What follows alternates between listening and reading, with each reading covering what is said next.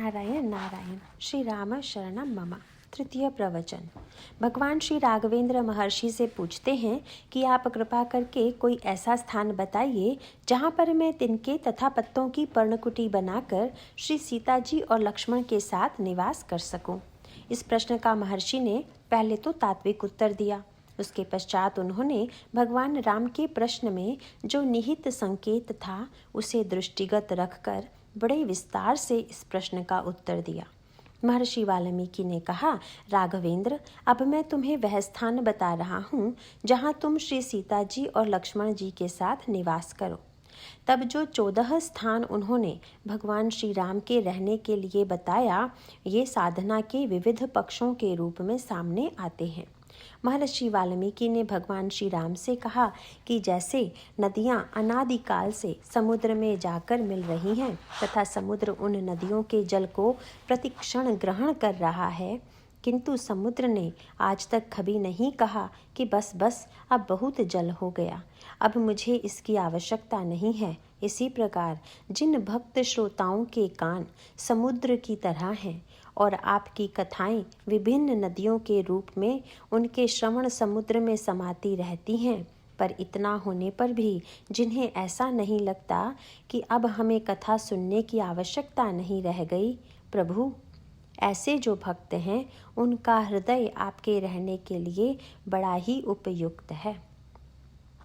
इस पंक्ति की व्याख्या के पूर्व आपका ध्यान मैं उस पंक्ति की ओर आकृष्ट करना चाहूँगा जिसका सूत्र कल प्रवचन के अंत में रखा जा रहा था। उपयुक्त सारे प्रसंग के तत्व पर अगर विचार करके देखें तो इसका अर्थ यह निकलता है कि तात्विक दृष्टि से भले ही ब्रह्म अंतर्यामी के रूप में प्रत्येक व्यक्ति के हृदय में विद्यमान हो, पर इतना होते हुए भी व्यक्ति का दैन्य और उसकी पीड़ा तब तक दूर नहीं हो पाती जब तक कि श्री राम के साथ साथ श्री सीता जी और श्री लक्ष्मण जी भी हमारे अंतःकरण में प्रवेश ना करें। यद्यपि हम और आप तो रहने के स्थान का चुनाव करने से पूर्व देख लेते हैं कि जिस स्थान पर रहने जा रहे हैं वह स्थान हमारे लिए सुविधाजनक होगा या नहीं, अच्छा है या नहीं, किंतु अगर विचार करके देखें तो हमें यह स्पष्ट प्रतीत होगा कि स्वयं भगवान श्री राम इस अर्थ में चुनाव करने से स्वतंत्र नहीं है। ब्रह्म चाहे जितना भी बड़ा क्यों ना हो, किंतु इस दृष्टि से स्वतंत्र नहीं है, क्योंकि बड़े की बाध्यता भी बड़ी ही होती है। अगर यह प्रश्न किया जाए कि सर्वसमर्थ ब्रह्म में असमर्थता है कि नहीं, तो इसका उत्तर होगा कि हाँ, असमर्थता है। उसको हम एक दृष्टांत के माध्यम से बड़ी सरलता से समझ सकते हैं। उपरोक्त संदर्भ में हम सूर्य और नेत्र को ही ले लें। यद्यपि नेत्र सूर्य के ही प्रकाश में दिखता है तथा एक ही सूर्य के द्वारा अगिनत व्यक्तियों के नेत्रों को प्रकाश मिल रहा है, किंतु फिर वही प्रश्न है कि बड़ा नेत्र है या सूर्य। यद्यपि इसे तो प्रत्येक व्यक्ति समझ सकता है कि सूर्य ही बड़ा है, पर विलक्षणता यह है कि हम चाहें तो सूर्य को देखना बंद कर दें, पर सूर्य चाहकर भी हमें प्रकाश से वंचित नहीं कर सकता। आप सूर्य को न देखना चाहें तो बड़ा सरल उपाय है कि आंख मूंद लीजिए और सूर्य का दिखाई देना बंद हो जाएगा। लेकिन सूर्य को यह स्वतंत्रता नहीं है कि वह एक को प्रकाश दे और दूसरे को न दे। इसका सीधा सा अर्थ है कि जो ससीम है वह तो अपने को समेट सकता है, पर जो असीम है वह स्वयं को कैसे समेटेगा। इसी प्रकार व्यक्ति का अंतःकरण चाहे जैसा भी क्यों ना हो, पर जब ब्रह्म असीम है तो यह उसकी बाध्यता है कि वह प्रत्येक के अंतःकरण में रहेगा ही। भले ही चाहे वह हृदय कामी व्यक्ति का हो या लोभी का हो अथवा क्रोधी का हो या अहंकारी का हो, लेकिन ऐसा कोई अंतःकरण नहीं है जहाँ पर ब्रह्म विद्यमान न हो। महर्षि वाल्मीकि को भगवान श्री राघवेंद्र संकेत करते हैं कि यदि मैं अकेला आता तब तो यह प्रश्न ही नहीं करता कि मैं कहाँ रहूं, पर मेरे साथ ये जो 2 यात्री हैं उनकी रुचि का ध्यान तो मुझे रखना ही पड़ेगा। आपका यह कथन ठीक ही था कि मैं सर्वत्र हूँ, पर इस समय तो मेरे साथ 2 व्यक्ति और भी हैं, और इसका सूत्र रामचरितमानस में आगे चलकर दिया गया है। जब भगवान राम चित्रकूट में कुटिया बना कर रहे, उस समय प्रभु की दिनचर्या क्या थी, इस पर विचार कीजिए। यद्यपि यह तो सरलता से समझा जा सकता है कि श्री सीता जी प्रभु की प्रसन्नता के लिए ही प्रत्येक कार्य करती होंगी, और श्री लक्ष्मण जी भी उनकी सेवा में निरंतर संलग्न होंगे, पर गोस्वामी जी ने एक अद्भुत बात यह कही कि भगवान श्री राघवेंद्र के द्वारा जब भी कोई वाक्य बोला जाता था अथवा कोई क्रिया होती थी तो उसके उद्देश्य केवल 2 ही थे। या तो वे बोलते समय ध्यान रखते थे कि यह वाक्य लक्ष्मण को अच्छा लगेगा या नहीं, या श्री सीता जी को यह प्रिय प्रतीत होगा कि नहीं। सिय लखन जहि विधि सुख लहही, सोई रघुनाथ करहि सोई कहही। लक्ष्मण जी और श्री सीता जी को जिसमें प्रसन्नता हो वही वाक्य भगवान राम बोलते हैं, और श्री लक्ष्मण तथा श्री सीता को जिसमें सुख मिले वही कार्य भगवान राम करते हैं। इसका अर्थ है कि भगवान राघवेंद्र में स्वतः अपनी इच्छा न होकर वे श्री सीता जी और लक्ष्मण जी की प्रसन्नता को ही अपना लक्ष्य मानते हैं। श्री सीता जी मूर्तिमती भक्ति हैं तथा श्री लक्ष्मण जी मूर्तिमान वैराग्य। इसका अर्थ यह हुआ कि कोई भी ऐसा व्यक्ति नहीं है जिसके अंतःकरण में ईश्वर न हो, पर जिसके हृदय में ईश्वर के साथ साथ भक्ति और वैराग्य भी हों। ऐसे व्यक्ति तो बिरले ही होते हैं। भगवान राम महर्षि वाल्मीकि से मानो यह कहना चाहते हैं कि यद्यपि ईश्वर में प्रियता अप्रियता भले ही ना हो, लेकिन जब भक्ति के द्वारा किसी का वर्णन किया जाता है या वैराग्य किसी के जीवन में आ जाता है तो फिर मैं तो वहाँ पर निवास करूँगा ही, क्योंकि जब मैं अवतार लेकर निवास करूँगा तो अपनी रुचि के निवास नहीं करूँगा। उस समय तो मैं केवल श्री लक्ष्मण जी तथा श्री सीता जी की रुचि से ही निवास करता हूँ। यही संकेत आपको रामचरितमानस में आदि से अंत तक मिलेगा। भक्ति रूपा श्री सीता महाराज श्री जनक के यहाँ प्रकट होती हैं। महाराज श्री जनक के जीवन में ज्ञान और वैराग्य दोनों की पराकाष्ठा है। वे महान ज्ञानी तो हैं ही, पर वैराग्य भी उनमें इतना है कि जिसको स्वयं स्वीकार करते हुए वे कहते हैं कि सहज विराग रूप मन मोरा, थकित होत जिमि चंद चकोरा। इस प्रकार ज्ञान और वैराग्य तो उनके जीवन में विद्यमान है ही, पर श्री सीता जी के आगमन का अर्थ है कि अब भक्ति देवी भी उनके जीवन में, उनके हृदय में प्रकट हो गई। तब एक बड़ा सुंदर संकेत सूत्र हमें प्राप्त होता है। महाराज दशरथ, भगवान राम और श्री लक्ष्मण जी को महाराज श्री जनक ने निमंत्रण पत्र नहीं भेजा था, पर बिना निमंत्रण के भी चले आए। इसका अभिप्राय है कि अगर हमारे अंतःकरण में भक्ति है तो ज्ञान वैराग्य बिना बुलाए ही चले आएंगे। महर्षि विश्वामित्र को महाराज श्री जनक ने धनुष यज्ञ में पधारने के लिए निमंत्रण भेजा है। वैसे नियम यह है कि आप जब किसी के निमंत्रण पर जाते हैं तो सीधे उसके घर पर ही पहुंचते हैं, लेकिन जनकपुर पहुंचने पर विश्वामित्र जी ने बड़ी अनोखी शैली का आश्रय लिया। श्री राम और श्री लक्ष्मण को बिना निमंत्रण के ले तो गए, लेकिन सीधे जनक जी के पास नहीं पहुंच गए। किसी व्यक्ति ने विश्वामित्र जी से पूछ दिया कि महाराज, आपको निमंत्रण तो था, लेकिन आने के बाद आप सीधे महाराज श्री जनक के महल में क्यों नहीं चले गए? विश्वामित्र जी ने कहा, भाई बात यह है कि मुझे तो निमंत्रण था, पर जो मेरे साथ थे उनको निमंत्रण नहीं था, इसीलिए मैंने दोनों के बीच वाला मार्ग निकाल लिया। विश्वामित्र जब जनकपुर पहुंच गए तो वहां उन्होंने देखा कि जनकपुर के चारों ओर एक अमराई है तथा उस अमराई की ओर संकेत करते हुए महर्षि विश्वामित्र कहते हैं, देखी अनूप एक अमराई, सब सुपास सब भांति सुहाई, कौशिक कहो मोर मन माना, यहाँ रही रघुबीर सुजाना। राम, यह आम का बाग तो बहुत ही सुंदर है तथा तुम्हारे लिए हर प्रकार से आनंददायी है, इसलिए मैं तो तुमसे यही अनुरोध करूँगा कि तुम यहाँ रहो। जब विश्वामित्र जी ने कहा कि आम का बाग मुझे बहुत पसंद है, तो भगवान राम ने भी कहा कि महाराज, जो बाग आपको पसंद है वह मुझे भी बहुत अच्छा लगा। रहने के लिए इससे बढ़िया स्थान भला क्या हो सकता है। इतना कहकर भगवान श्री राघवेंद्र और श्री लक्ष्मण जी उस अमराई में ठहर जाते हैं। पर आपने यह विचार किया कि जिस अमराई को महर्षि विश्वामित्र ने इतना पसंद किया तथा जिसमें उन्होंने श्री राम और श्री लक्ष्मण जी से रहने का अनुरोध किया, वह कौन सी अमराई है? रामचरितमानस में इस अमराई का वर्णन करते हुए कहा गया है कि संत सभा चहु दिसि अमराई, श्रद्धा ऋतु बसंत समगाई। बहिरंग दृष्टि से भले ही आम का बाग जहाँ पर लगा हो उसे अमराई कहते हों, पर आध्यात्मिक अर्थों में तो संत समाज को ही अमराई कहते हैं। जिस प्रकार आम के वृक्ष में पहले बौर आता है, फिर फल लगता है और उसके बाद फल का रस परिपक्व होता है, ठीक यही क्रम संत समाज में दिखाई देता है।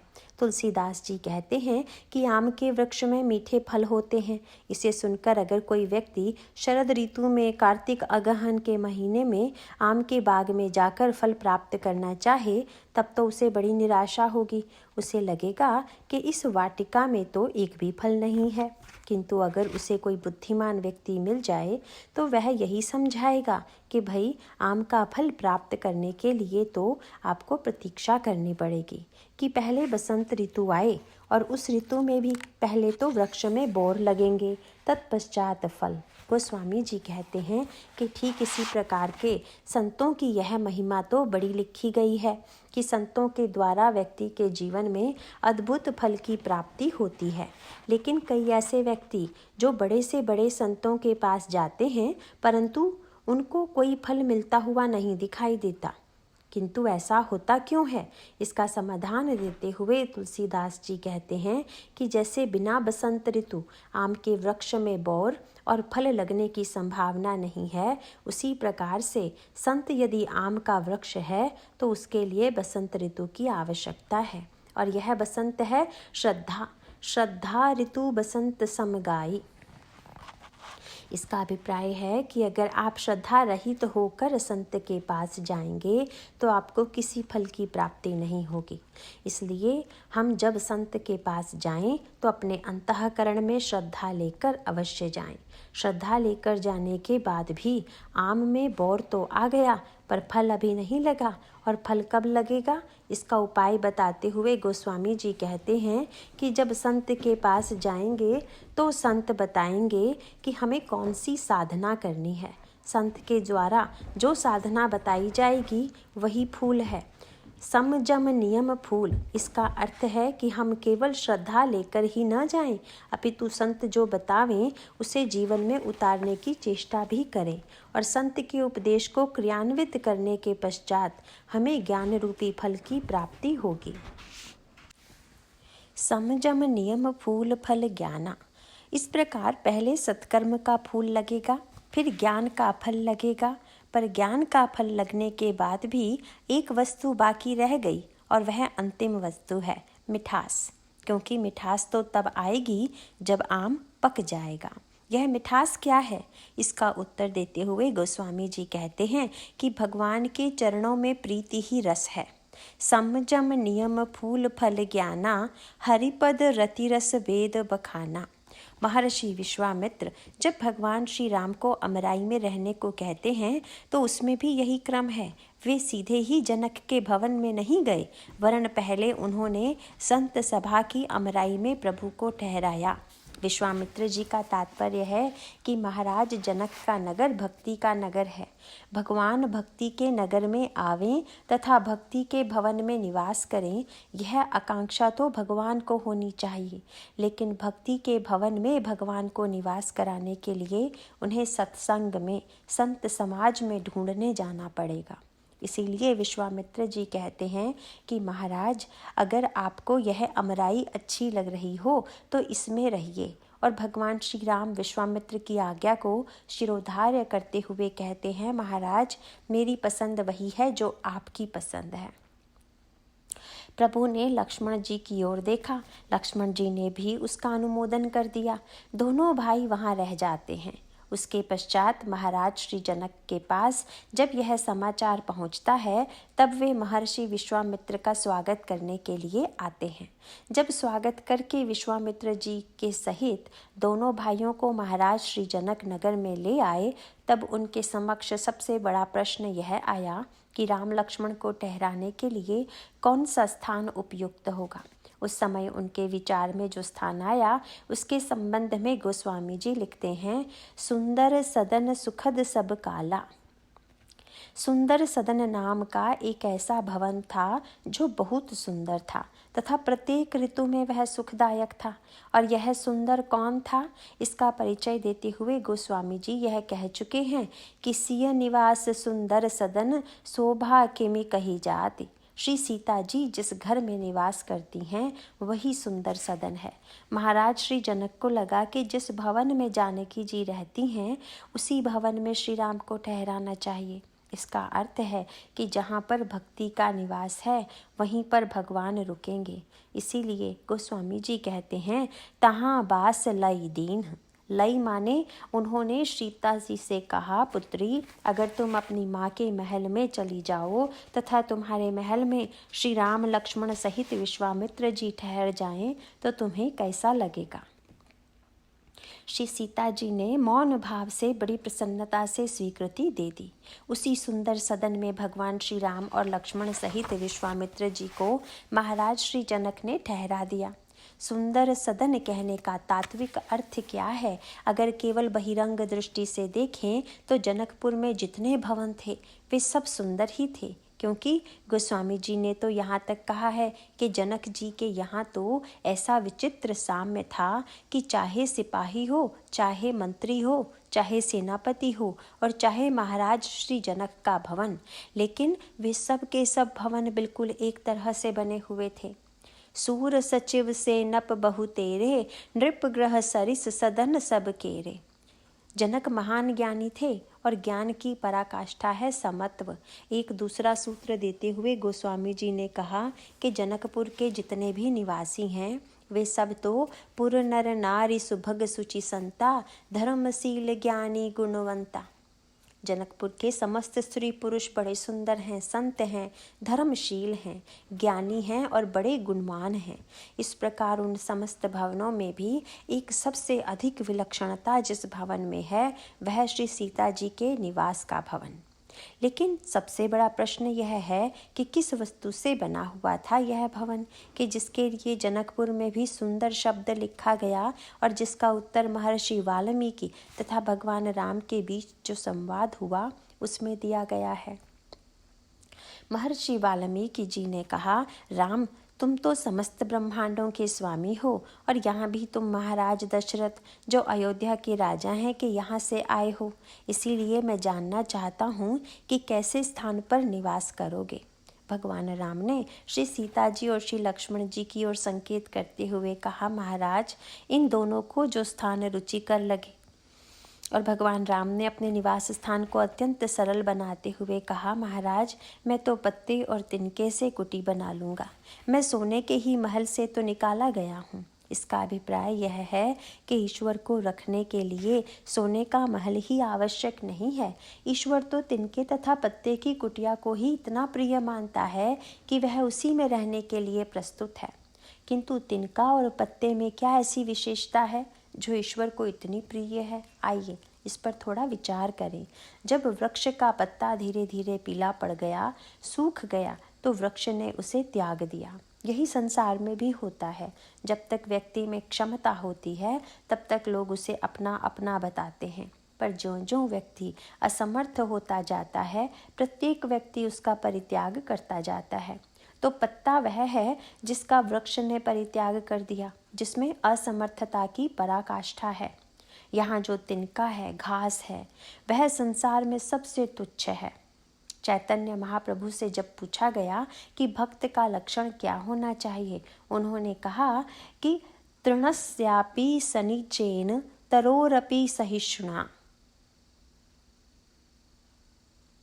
वृक्ष की तरह सहिष्णु हो तथा तृण की अपेक्षा भी अपने आप को छोटा समझे। इसका तात्पर्य यह है कि जिसके जीवन में कोई सांसारिक संबंध नहीं रह गया हो और अत्यंत निराभिमानी हो, तृण में दैन्यता तथा निराभिमानिता की पराकाष्ठा है।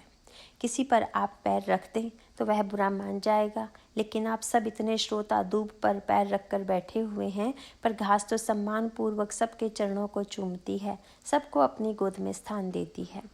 भगवान श्री राघवेंद्र का अभिप्राय यह है कि मेरे रहने के लिए कोई महान व्यक्ति हो, कोई राजा हो, इसकी आवश्यकता नहीं है। मैं तो तृण और पत्तों के द्वारा कुटी बनाकर उसी में रहूँगा। इसका तात्पर्य यह है कि भगवान के सदन के लिए जो सुंदरता है वह वस्तुगत नहीं है। महाराज श्री जनक के महल बड़े भव्य हैं, लेकिन जब श्री सीता जी के महल के लिए सुंदर शब्द का प्रयोग किया गया तो इसका अभिप्राय है कि रामचरितमानस की मान्यता के अनुसार सुंदरता अगर किसी में है तो एकमात्र भक्ति में है। जहाँ भक्ति रहती है वहीं सुंदरता है, जहाँ भक्ति नहीं रहती है वहाँ सुंदरता नहीं है। इस संदर्भ में रामायण में एक विचित्र विरोधाभास होता है। दंडकारण्य में भगवान राम दो महिलाओं के समक्ष गए, एक तो सुपर्णखा, दूसरे शबरी।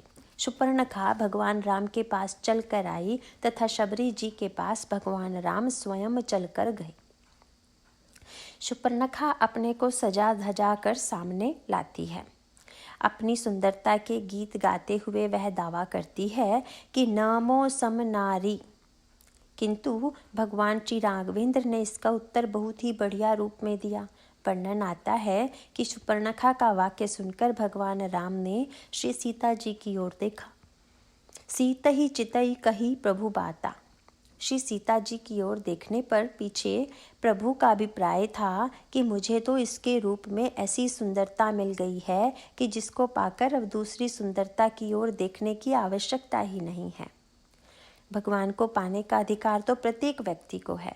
श्रीमद् भागवत में हम देखते हैं कि कुब्जा के अंतःकरण में वासना विद्यमान थी, किंतु फिर भी उसने भगवान कृष्ण को पा लिया। तो फिर प्रश्न यह है कि जब कुब्जा ने प्राप्त कर लिया तो सुपर्णखा को पाने का अधिकार है कि नहीं? साधारण दृष्टि से देखने वाला व्यक्ति तो यही कहेगा कि भगवान राम तो सदा मर्यादा पुरुषोत्तम है, कृष्ण लीला पुरुषोत्तम है। पर भाई श्री राम हो या श्री कृष्ण, जब दोनों ही ईश्वर हैं तो एक ने लीला के कारण अपना लिया तथा दूसरे ने मर्यादा के कारण स्वीकार नहीं किया। यह बात बहुत युक्ति संगत नहीं है।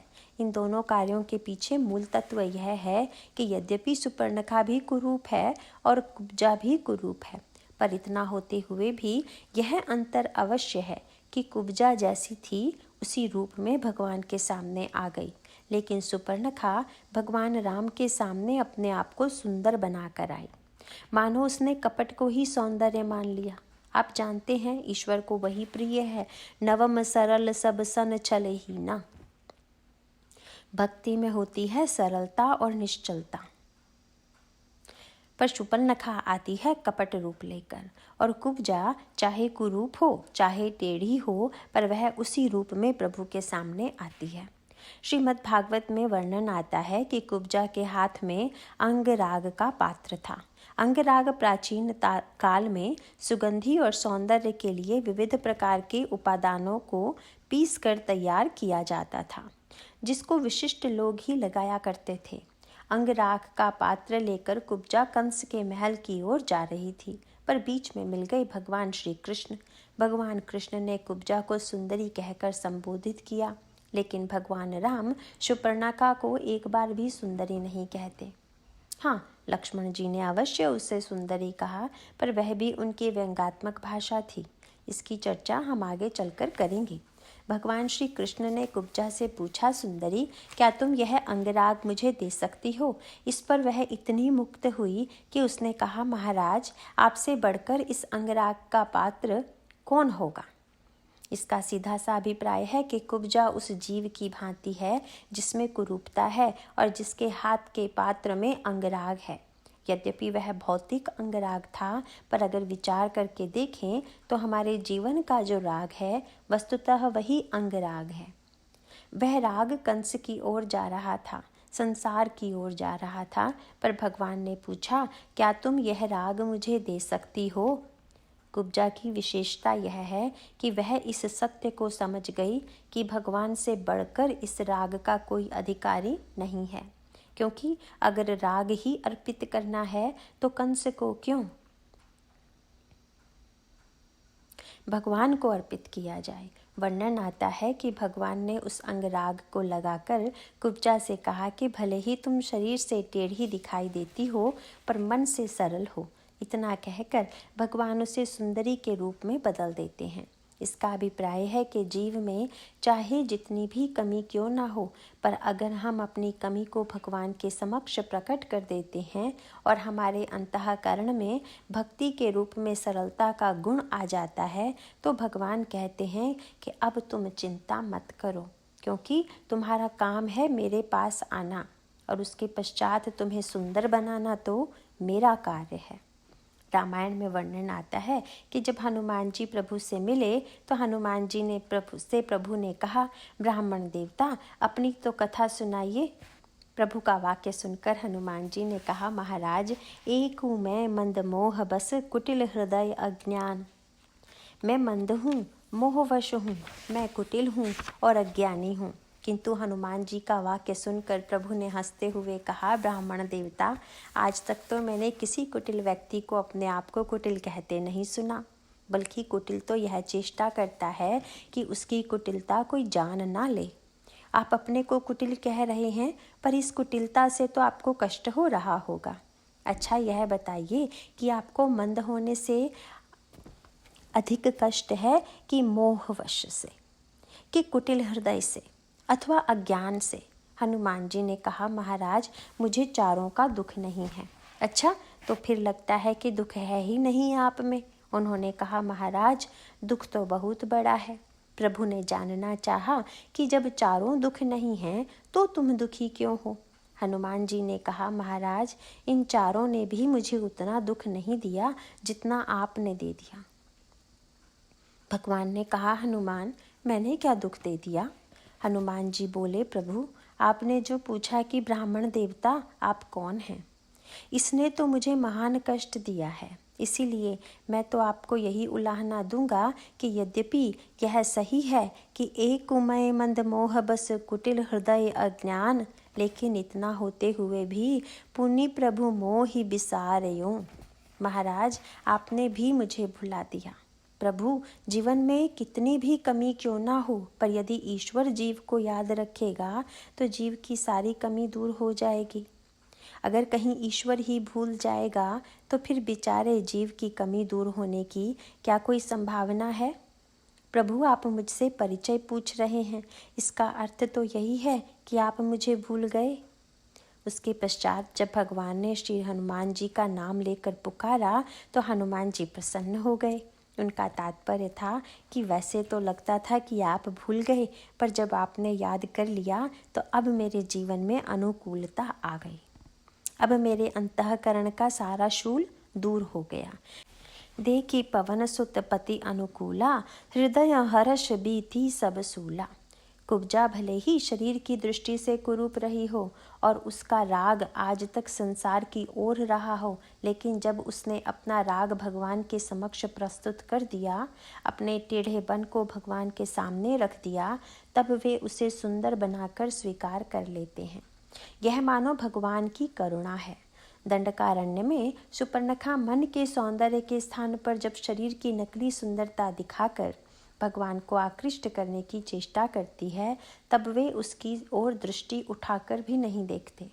भगवान श्री राम ने व्यंग की भाषा में सुपर्णखा से कहा, सीत ही चितई कही प्रभु बाता, अहि कुआर मोर लघु भ्राता। मेरा छोटा भाई कुंवारा है। इस वाक्य को पढ़कर कई लोगों को यह भ्रम हो जाता है कि यहाँ पर भगवान राम झूठ बोल गए, क्योंकि लक्ष्मण जी का तो विवाह हो चुका है, पर प्रभु कह रहे हैं कि लक्ष्मण कुमारा है। लेकिन वस्तुतः यह भगवान राम का व्यंग था, क्योंकि सुपर्णखा का विवाह हो चुका था तथा रावण ने ही उसके पति का वध कर दिया था। जब इतना होते हुए भी वह कहती है कि मैं कुंवारी हूँ, तो प्रभु का व्यंग था कि यदि लंका की भाषा में कुमारी का अर्थ यही है कि जिसके साथ में पति न हो तो वह कुमारी है, तब तो फिर लक्ष्मण के साथ भी पत्नी नहीं है, इसीलिए वे भी कुमार ही हुए। आध्यात्मिक अर्थों में भगवान राम का अभिप्राय था कि तुम वासना हो और लक्ष्मण वैराग्य हैं। वस्तुतः वासना का कुमारित्व, कौमार्य तो वासना की अतृप्ति के कारण है, पर सच्चा कुमार तो लक्ष्मण ही है, जिसमें घनीभूत वैराग्य है, जिसमें वासना का रंच मात्र भी कहीं आकर्षण नहीं है। इस प्रकार मानो इस नकली सुंदरता को वैराग्य के पास भेजकर भगवान श्री राम ने एक व्यंग किया। उसके पश्चात गई लक्ष्मण रिपु भगिनी जानी, प्रभु बिलो की बोले मृदुबानी। श्री लक्ष्मण जी ने भगवान राम की ओर देखकर शूर्पणखा से कहा, सुंदरी सुनो। वाल्मीकि रामायण में आया है कि शूर्पणखा व्यंग समझने की कला में निपुण नहीं थी, इसीलिए जब लक्ष्मण जी ने सुंदरी कहा तो वह प्रसन्न हुई कि चलो, छोटे राजकुमार ने मुझे सुंदर कहा तो। पर उसने आश्चर्य से श्री लक्ष्मण जी की ओर देखकर जानना चाहा कि तुम कह तो रहे हो मुझे सुंदरी और देख रहे हो उधर। जब सुंदरी कह रहे हो तो कम से कम सुंदरी की ओर देखना भी तो चाहिए। किंतु लक्ष्मण जी ने मन ही मन हंस कर कहा, शूर्पणखा, जब तक मैं नहीं देख रहा हूँ तभी तक तुम सुंदर हो। जब मेरी दृष्टि पड़ जाएगी तब तो तुम्हारी सारी कुरूपता बाहर आ जाएगी। इसका सीधा सा अर्थ है कि जब तक वैराग्य की दृष्टि नहीं पड़ती है तभी तक वासना सुंदर है। अगर एक बार वैराग्य आंख खोल कर देख लेगा तब तो वासना की कुरूपता सामने आए बिना रहेगी ही नहीं। अरण्य कांड में भगवान श्री राघवेंद्र बिना निमंत्रण के ही शबरी जी के आश्रम में चले गए और वहां जाकर भगवान राम ने शबरी जी से नाता ही नहीं जोड़ा, वरन जो शब्द शूर्पणखा भगवान से सुनना चाहती थी उस शब्द से प्रभु ने शबरी को संबोधित किया। भगवान राम ने शबरी जी के लिए 2 विशेषणों का प्रयोग करते हुए कहा, हे भामिनी, हे करिबर गामिनी, जनक सुता कई सुधी भामिनी, जान ही कहू करिबर गामिनी।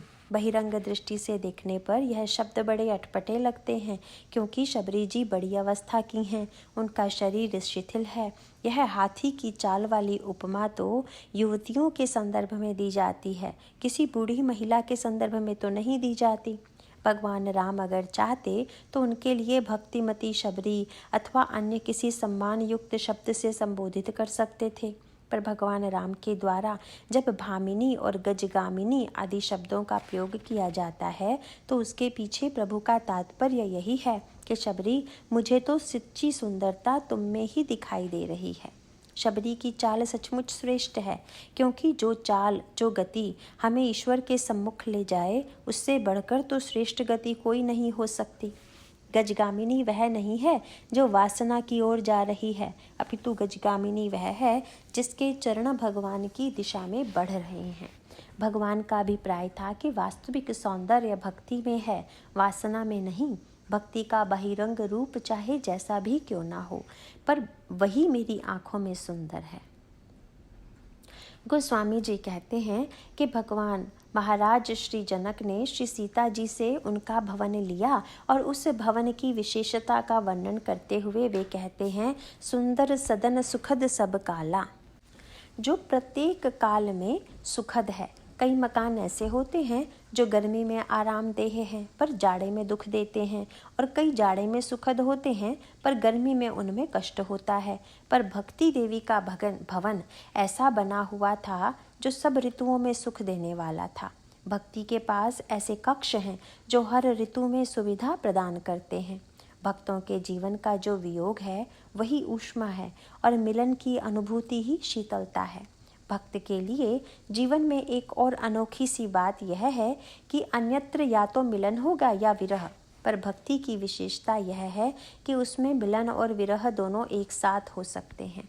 इसीलिए श्री हित हरिवंश जी महाराज ने भक्ति रस का नाम ही मिलना विरहा रस रखा। मिलन माने भगवान से मिलन की अनुभूति, पर विरह का तात्पर्य है कि जहाँ मिलने के बाद भी भक्त को मिले ही रहत मानो कबहू मिलैना, जो मिलने की व्यग्रता बनी रहती है, यही एक साथ संयोग और वियोग दोनों की दिव्य अनुभूतियाँ होती हैं। भगवान राम इसी दिव्य रस की अनुभूति करने के लिए महाराज श्री जनक जी द्वारा प्रदत्त भक्ति के भवन में निवास करते हैं। इसका तात्पर्य है कि ईश्वर जीवन में बिना निमंत्रण के भी आने को प्रस्तुत है, पर उसके लिए भक्ति की आवश्यकता है, क्योंकि जीवन में अगर हम ईश्वर को ठहराना चाहें, निवास देना चाहें, तो उसके लिए श्री सीता जी द्वारा स्वीकार किया गया सुंदर सदन है। उससे बढ़कर कोई उपयुक्त सदन प्रभु के निवास के लिए नहीं हो सकता, क्योंकि भगवान तो भक्ति के भवन में ही निवास करते हैं। कल एक सूत्र आपके सामने दिया जा रहा था ज्ञान और वैराग्य के संबंध में। आइए उस पर आज कुछ और विचार करें। पुष्प वाटिका में भगवान राम ने जब श्री सीता जी के आभूषणों की ध्वनि सुनी तो उनके मन में काम का उदय हुआ। उसके पश्चात प्रभु के मन में कविता का जन्म हुआ। जब कविता का जन्म हुआ तो भगवान राम लक्ष्मण जी को श्रोता बनाकर, वैराग्य को श्रोता बनाकर श्रृंगार रस की कविता सुनाने लगे।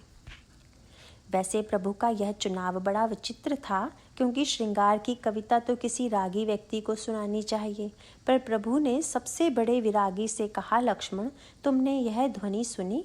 यद्यपि यह ध्वनि लक्ष्मण जी के कानों में भी पहुंची थी, पर लक्ष्मण जी के अंतःकरण में तो उस ध्वनि के द्वारा किसी और ही भाव का संचार हो रहा है।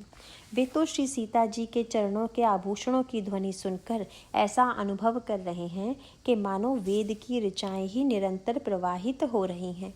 इस प्रकार वे उन शब्दों को सुनकर धन्यता का अनुभव कर रहे हैं।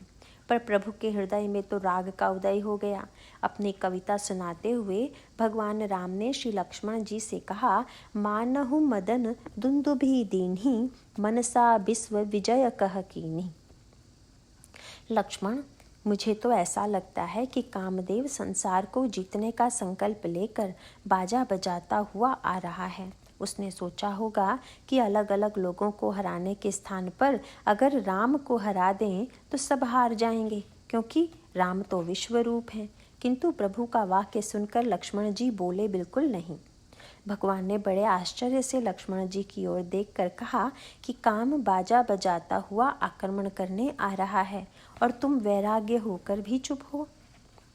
आज तक तो जब भी कोई आक्रमण करने आता है तब तुम ही मेरी रक्षा करते हो। आज मैं तुमसे कह रहा हूँ, पर तुम एक बार भी यह नहीं कह रहे हो कि आप घबराइए नहीं, मेरे रहते काम का आक्रमण सफल नहीं होगा। लेकिन लक्ष्मण जी फिर भी नहीं बोले। आगे चलकर भगवान राम ने लक्ष्मण जी से पूछा, तुम पुष्प वाटिका में मेरे द्वारा काम के आक्रमण की बात कहने के बाद भी मौन क्यों रह गए?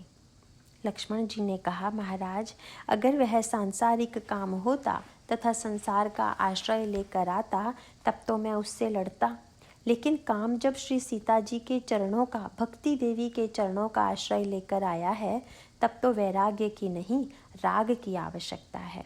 उनका अभिप्राय था कि महाराज, वैराग्य संसार से होना चाहिए, न कि भक्ति से। और प्रभु, यह तो बहुत बढ़िया बात हो गई कि आपने उस काम को स्वीकार कर लिया। यद्यपि पहले तो आप में राग द्वेष कुछ भी नहीं था, यद्यपि सम नहीं राग न रोसु, पर अब तो आपके अंतःकरण में भी राग उत्पन्न हो गया है।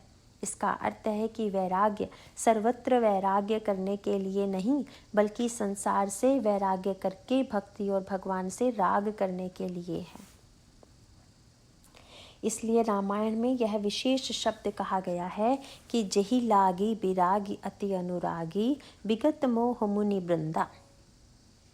इस प्रकार मानव भक्ति के द्वारा तो ईश्वर में राग की सृष्टि कर दी गई, और आगे चलकर जब भगवान राम के देर से उठने पर धनुष टूटने में विलंब हुआ तो लक्ष्मण जी ने क्रोध करके उनके अंदर रोष की सृष्टि कर दी।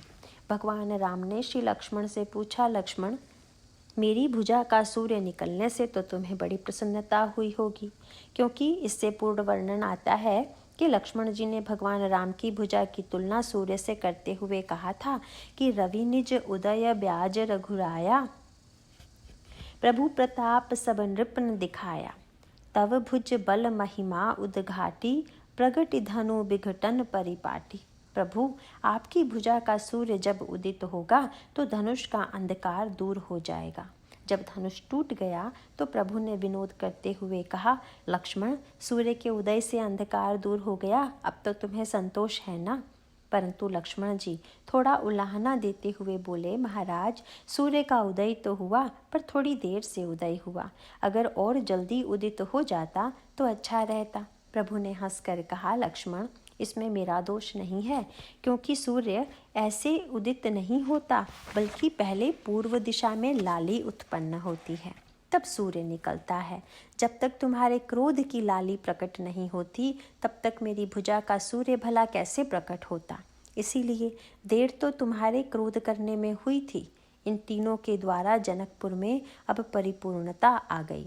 परंतु आगे चलकर इस संदर्भ में जनकपुर वासी सखियों में बड़ा मधुर वार्तालाप हुआ। एक सखी कहती है कि ये दोनों राजकुमार विवाह के लिए आए हुए हैं और विवाह के पश्चात ये श्री सीता जी को भी लेकर जाएंगे। इस तरह तो मानो जनकपुर ज्ञान, भक्ति और वैराग्य तीनों से ही शून्य हो जाएगा। इस पर दूसरी सखी ने बड़ी बढ़िया व्याख्या की। उसने कहा, दिखाई तो देगा कि चले गए, पर जाने का परिणाम यह होगा कि बार ही बार स्नेह बस जनक बुलाऊ सी। महाराज श्री जनक स्नेह के कारण बार बार श्री सीता जी को बुलाएंगे। उसका तात्पर्य था कि थोड़ा आना जाना भी बना रहना चाहिए, क्योंकि व्यग्रता सर्वदा बनी रहे, इसीलिए जानबूझकर थोड़ी दूरी उत्पन्न की जाती है। महाराज श्री जनक पहले तो श्री सीता जी को भेज देंगे, पर थोड़े ही दिनों में जब ये उनके बिना अत्यंत दुखी होंगे तो फिर उन्हें बुलाएंगे। और श्री सीता जी को बुलाने का सबसे सुखद परिणाम यह होगा कि बार ही बार स्नेह बस जनक बुलाऊ बसी, और लेन आही बंधु दो कोटि काम कमनी। जब श्री सीता जी यहाँ पधारेंगी तो राम लक्ष्मण बिना निमंत्रण के ही उन्हें लेने आएंगे। सखी ने कहा, श्री राम तो भक्ति का नाता मानते हैं, अगर श्री सीता जी रहेंगी तो भगवान बिना बुलाए ही आया करेंगे, इनके दूर जाने की कोई संभावना नहीं है। मानो जनकपुर में ज्ञान, भक्ति तथा वैराग्य की यह त्रयी मिल गई। इसके मिलने के पश्चात ही आगे की लीलाएं प्रारंभ होती हैं। भगवान राम का महर्षि वाल्मीकि से संकेत यह था कि प्रभु ब्रह्म के रूप में मैं प्रत्येक व्यक्ति के अंतःकरण में विद्यमान हूँ, पर जहाँ पर भक्ति एवं वैराग्य के साथ निवास कर सकूँ, ऐसा स्थान कृपा करके बताइए। इसलिए भगवान राम ने इस यात्रा के संपूर्ण प्रसंग में स्थान चुनने का भार अपने ऊपर नहीं लिया। आगे चलकर चित्रकूट में पहुंचकर भगवान राम लक्ष्मण जी से कहते हैं, रघुबर कहे लखन भल घाटू, करहु कतहु अब ठाहर ठाठू। लक्ष्मण, यह घाट देखने में तो बड़ा सुंदर लग रहा है, पर इसे रहने योग्य तुम बनाओ। भगवान राम का अभिप्राय है कि जिस अंतःकरण का निर्माण वैराग्य के द्वारा हुआ है, वही अंतःकरण मेरे रहने योग्य है। रामकथा की जो विविध नदियाँ हैं, उनमें गंगा है, यमुना है, मंदाकिनी है। यहाँ चित्रकूट में मंदाकिनी बह रही है। भगवान राम का आदेश पाकर जब लक्ष्मण जी ने दृष्टि डाली तो उन्हें दिखाई पड़ा कि लखन दीख पय उत्तर करारा, चहुं दिसी फिरे धनुष जिमिनारा, नदी पनच सर सम दम दाना। भगवान राम से लक्ष्मण जी ने कहा, महाराज, यह नदी नहीं बल्कि यह तो ऐसा धनुष है जिस पर बाण चढ़ा हुआ है, और चित्रकूट ही शिकारी है। चित्रकूट जनु अचल अहेरी, चुकई न घात मार मुठ भेरी। लक्ष्मण जी स्वयं भी धनुष बाणधारी हैं, इसीलिए ये चित्रकूट की तुलना भी उसी रूप में करते हैं। लक्ष्मण जी ने कहा, महाराज, दूसरे अन्य धनुषधारी योद्धा तो पशुओं को मारते हैं, पर यह चित्रकूट रूपी शिकारी तो मारता है सकल कलुष कलिसाऊ जनाना। कलयुग के जितने दोष और दुर्गुण हैं वे ही पशु हैं, और चित्रकूट का बाण उन सबको विनष्ट कर देता है। इसका अर्थ है कि हमारे जीवन के दोष और दुर्गुण राम कथा रूपी मंदाकिनी के द्वारा बहा दिए जाते हैं, वैराग्य तथा भक्ति के द्वारा दूर हो जाते हैं। जब हमारा अंतःकरण पर्वत के समान दृढ़ हो जाए तथा वहाँ से राम कथा की धारा बहने लगे, तो हमारे जीवन में पाप दुर्गुण नष्ट हो जाएंगे और वह भगवान के रहने योग्य स्थान बन जाएगा। जब लक्ष्मण जी ने कहा कि यह स्थान रहने योग्य है, तब भगवान श्री राम ने कहा, लक्ष्मण अब तुम ठहरने की व्यवस्था करो। उसके पश्चात लक्ष्मण जी ने कुटी बनाई तथा भगवान श्री राम उसमें रहने लगे। किसी ने गोस्वामी जी से पूछा, महाराज उस आश्रम में जो तुलसी के बहुत से पौधे लगे थे वे तो कील किरातों ने ही लगाए होंगे। तुलसीदास जी ने कहा, नहीं भाई, तुलसी के पीछे कोल किरातों ने नहीं लगाए पौधे, कोल किरातों ने नहीं लगाए थे, बल्कि तुलसी तरुवर विविध सुहाए, कहूँ कहूँ सिय कहूँ लखन लगाए। तुलसी का पौधा लगाने वाले भी श्री लक्ष्मण जी और श्री सीता जी ही हैं। चित्रकूट में भगवान राम वट के वृक्ष के नीचे जिस वेदी पर बैठते हैं उसे किसने बनाया है, इसका स्पष्टीकरण करते हुए गोस्वामी जी कहते हैं, वट छाया वेदिका बनाई, सिय निज पानी सरोज सुहाई। श्री सीता जी ने स्वयं मिट्टी लेकर वह वेदी बनाई है और उसी वेदी पर भगवान राम विराजमान होते हैं। इसका तात्विक अभिप्राय है कि यदि हम अपने अंतःकरण के चित्रकूट में ईश्वर को प्रतिष्ठापित करना चाहते हैं तो उसके लिए यह आवश्यक है कि हमारे जीवन में श्री सीता जी और श्री लक्ष्मण जी के रूप में भक्ति और वैराग्य का आगमन हो। इसका परिणाम होता है कि हमारे अंतःकरण में तुलसी के रूप में दिव्य भावनाएं अंकुरित होती हैं। इस प्रकार जब भगवान के रहने के लिए स्थान श्री लक्ष्मण जी बनाते हैं, बैठने के लिए वेदी श्री सीता जी बना देती हैं, तो चित्रकूट का वही आनंद हमारे जीवन में भी छा जाता है। भगवान श्री राम ने महर्षि वाल्मीकि से यही संकेत किया कि महाराज, भक्ति तथा वैराग्य शून्य हृदय में मेरे रहने और न रहने का कोई अर्थ ही नहीं है। भक्ति और वैराग्य तिनके पत्ते का सदुपयोग करके कुटी बना देते हैं, मिट्टी का सदुपयोग करके वेदी बना देते हैं। उस कुटी में ईश्वर निवास करने लगता है और वेदी पर बैठता है। इसका अभिप्राय है कि ईश्वर को हम अपने जीवन में वस्तु के द्वारा नहीं, अपितु भक्ति, वैराग्य, निरभिमानिता तथा दीनता के द्वारा ही पा सकते हैं। ईश्वर के रहने के लिए जो 14 प्रकार के स्थान बताए गए हैं वे ही 14 साधन हैं।